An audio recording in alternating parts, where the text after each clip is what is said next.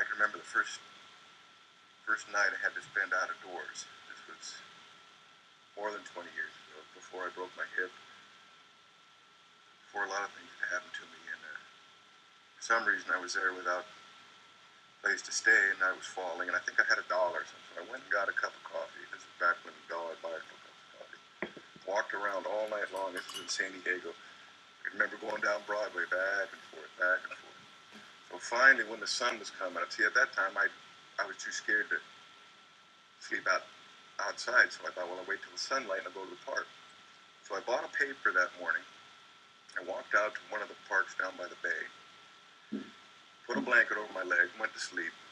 A couple minutes later, San Diego Police Department, police officer comes up to me and says, you can't be, says, what are you doing? I said, well, I'm just sleeping. He says, it's illegal to sleep in the park. I said, well, I'm not sleeping in the park. Look, I have today's paper here. I'm just here.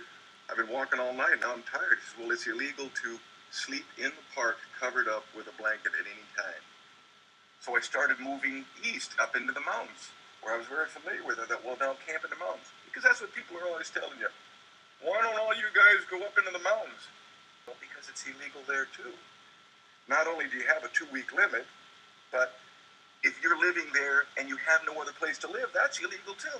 Even if you're abiding by the 2-week limit. It's called illegal living on the public lands.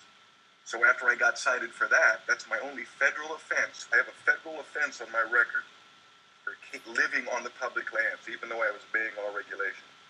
So then they said, oh, okay. Well, then I came over the hill down into the desert, where it's very big, and they don't care because it's too big.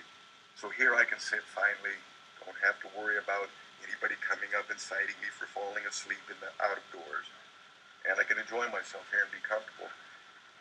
In town, you gotta hide. It's all by luck, not by law, that you're gonna survive in there. I've learned all the tricks now. Believe me, I'd even climb inside of a dumpster to spend the night just to be safe in the city to avoid being arrested. But out here, I don't have to go through all those hoops. This is freedom and security out here. I can have a campfire and walk over there. I don't have to worry about my dog. It's fantastic.